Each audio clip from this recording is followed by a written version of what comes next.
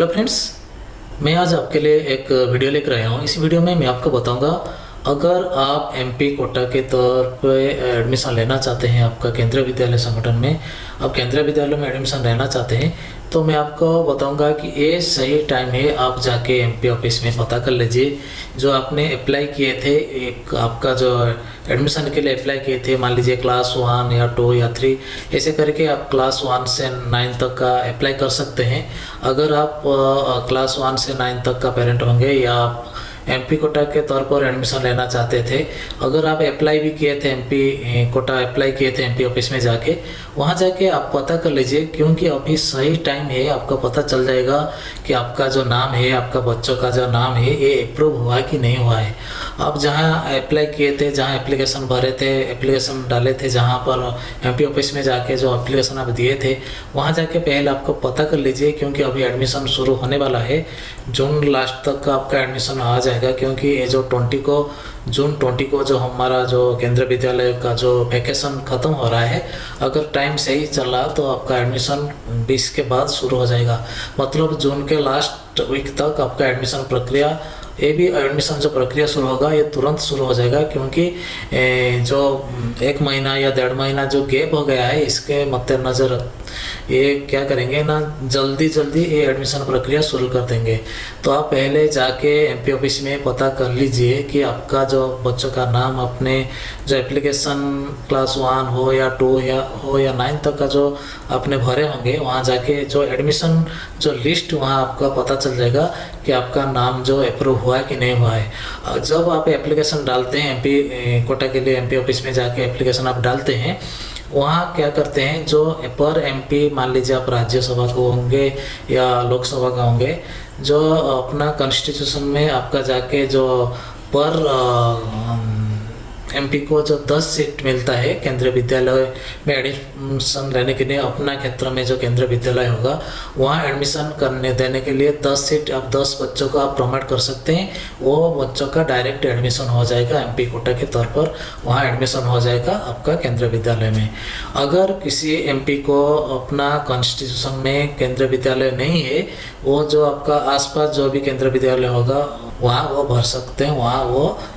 Promote कर सकते हैं 10 बच्चों के लिए, कि आप 10 बच्चों का एडमिशन करने के लिए जो लिस्ट वो भर सकते हैं। पहले आप क्या करेंगे ना, जो पहले जो आप एडमिशन के लिए एमपी कोटा के तौर पर जो एप्लीकेशन भरे हुए थे, उन्होंने एमपी क्या करेंगे ना, आपका जो नाम, मान लीजिए 10, 20, 30 जो भी एप्लीकेशन भरे होंगे, वो 10 बच्चे चूज करेंगे। वो 10 बच्चों को ये जो केंद्रीय विद्यालय जो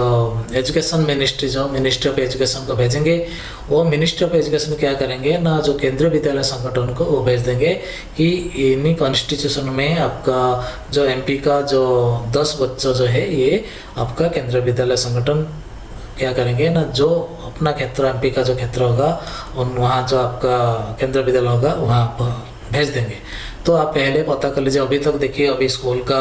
जो एडमिशन प्रक्रिया शुरू होने वाला है, अभी तक सिलेक्शन लिस्ट भी नहीं निकला हुआ है, तो अभी सही टाइम है। आप एमपी ऑफिस जाके, मैं जो आपको बता रहा हूँ, आप देखिए, जो एमपी जो कोटा जो आपका जो फॉर्म भरे होंगे, एप्लीकेशन भरे होंगे, ये लिस्ट निकल गया होगा। ये स्कूल नहीं निकला हुआ है, क्योंकि अभी एडमिशन प्रक्रिया शुरू नहीं हुआ है, लेकिन एमपी ऑफिस को आपका सही पता चल जाएगा कि आपका बच्चों का एडमिशन जो एमपी कोटा के तौर पर होगा या नहीं होगा। वो जो 10 नाम जो भेजे हैं, वहाँ जाके आपका नाम उसमें है कि नहीं है, आप वहाँ जाके पता कर लीजिए। अगर आपका नाम सिलेक्शन हुआ होगा एमपी कोटा के तौर पर, अगर आपका बच्चों का नाम सिलेक्शन हुआ होगा, तो आप जो डॉक्यूमेंट सेटअप कर सकते हैं जो एडमिशन करने के लिए, क्योंकि जो जून लास्ट वीक तक जो एडमिशन प्रक्रिया शुरू हो जाएगा, उस वक्त आप रेडी हो जाएंगे कि आपका एडमिशन के लिए जो डॉक्यूमेंट, मान लीजिए आपका रेसिडेंशियल सर्टिफिकेट हुआ, आपका कास्ट सर्टिफिकेट हुआ, आपका इनकम सर्टिफिकेट हुआ, आपका डेट ऑफ बर्थ जो बर्थ सर्टिफिकेट हुआ, जो भी सर्टिफिकेट आपका ज़रूरत होगा, आप पहले से इसको अरेंज कर पाएंगे। अगर आपका बच्चा का नाम लिस्ट में नहीं है, अगर आप दूसरे एप्लीकेशन आप नॉर्मल तौर पर आप एडमिशन लेना नहीं चाहते हैं, तो आप क्या करेंगे, दूसरे स्कूल में जाके आप एडमिशन बच्चे का कर सकते हैं, तो इसमें कोई प्रॉब्लम नहीं होगा। अगर आपका बच्चा का एडमिशन लिस्ट अगर होगा, एमपी का लिस्ट होगा, एमपी के लिस्ट में अगर आपका बच्चे का नाम रहेगा, तो एमपी के कोटा के तौर पर आप एडमिशन वहाँ कर पाएंगे। तो मैं आपको एक जानकारी देना चाहूँगा कि आपका जो एमपी कोटा के लिए कब आपका जो एप्लीकेशन डालना पड़ता है, कब एप्लीकेशन एमपी को देना पड़ता है आपको। ये जो एडमिशन एप्लीकेशन प्रक्रिया है ये दिसंबर से फरवरी तक का चलता है, और दिसंबर और फरवरी तक के मद्देनज़र दिसंबर से फरवरी तक बीच में आप एमपी को एप्लीकेशन दे के, मान लीजिए आप एमपी को एड्रेस करके एप्लीकेशन लिखना पड़ेगा कि मेरा बच्चों का एडमिशन मैं इसी केंद्रीय विद्यालय में करना चाहता हूँ, मैं आपका क्षेत्रीय मैं कॉन्स्टिट्यूशन में आता हूँ, मेरा घर यहाँ पर है, मेरा नाम ये है, मेरा बच्चों का नाम ये है, केंद्रीय विद्यालय क्लास 1 या 5, 6, 7, 8, 9 किसी क्लास में एडमिशन लेना है वो लिखना है। वहाँ जाके आपको नॉर्मल एप्लीकेशन एक लिखना है, वहाँ एमपी को देना है, और देने के बाद वो जो आगे का प्रक्रिया है आपको कुछ नहीं करना पड़ेगा, और जस्ट आप बाद में आपको पता करना पड़ेगा कि आपका एमपी का आपका जो लिस्ट इसमें है कि नहीं। अगर है तो एडमिशन मिल जाएगा, अगर नहीं है तो आपका एडमिशन नहीं मिलेगा। और एक चीज़ मैं आपको साथ शेयर करना चाहता हूँ इसी वीडियो में, जो वीडियो मैं बना रहा हूँ एमपी के कोटा के तौर पर बना रहा हूँ, तो इसलिए मैं एक बात और शेयर करना चाहता हूँ। तो आप पहले इसको देख लीजिए मैं क्या बोल रहा हूँ। तो जो अगर कौन कौन आपका एमपी के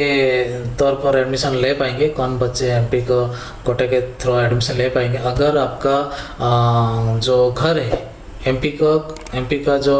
कॉन्स्टिट्यूशन जो क्षेत्रीय में आता नहीं है, अगर आप ट्रांसफ़र होके आए हैं, मान लीजिए आप एक सेंट्रल या स्टेट गवर्नमेंट एम्प्लॉय है, आप ट्रांसफ़र होके मान लीजिए जो एमपी का एरिया में आए हैं, वहाँ से आप भर पाएंगे एडमिशन के लिए, आप एप्लीकेशन दे पाएंगे, जो ट्रांसफरेबल जॉब के लिए ये काम करेगा। अदरवाइज ये काम नहीं करेगा। अदरवाइज आपका जो उसका क्षेत्र में आपका एमपी का कॉन्स्टिट्यूशन में आपका घर होना चाहिए, नहीं तो आपका ये एडमिशन नहीं होगा, आपका एप्लीकेशन जो है रिजेक्ट हो जाएगा। इसीलिए जो एमपी कोटा के लिए आप अप्लाई करेंगे, इसके साथ आपका रेसिडेंशियल सर्टिफिकेट भी वो कभी कभी मांगते हैं, जो रेसिडेंशियल सर्टिफिकेट उनको देना पड़ेगा कि मेरा घर वहाँ पर है, मैं आपका क्षेत्र में आता हूँ, मैं इसलिए मेरे बच्चों का एडमिशन केंद्रीय विद्यालय में करना चाहता हूँ। तो ये था एक छोटा सा इन्फॉर्मेशन। मैं लास्टली आपको एक बात बोलना चाहूँगा, अगर आप अभी तक पता नहीं किए हैं कि आपका एमपी के कोटा के तौर पर आपका बच्चों का सिलेक्शन हुआ कि नहीं हुआ है, तो आप पहले जाके एमपी के ऑफिस में जाके, जहां आप एप्लीकेशन दिए थे वहां जाके पता कर लीजिए कि आपका बच्चों का एडमिशन लिस्ट में आपका नाम है कि नहीं है। अगर नहीं है तो कोई बात नहीं, अगर है तो आपका बच्चों का एडमिशन हो जाएगा। इसके लिए जो डॉक्यूमेंट है आपको रेडी करना पड़ेगा। तो ये था आज का वीडियो। अगर ये वीडियो आपको थोड़ा सा भी अच्छा लगे तो एक लाइक कर दीजिएगा, और कुछ भी अपडेट जानने के लिए मेरे चैनल को सब्सक्राइब कर दीजिएगा, और लाइक करिएगा और शेयर करिएगा। आज के लिए इतना ही। जय जगन्नाथ, जय हिंद।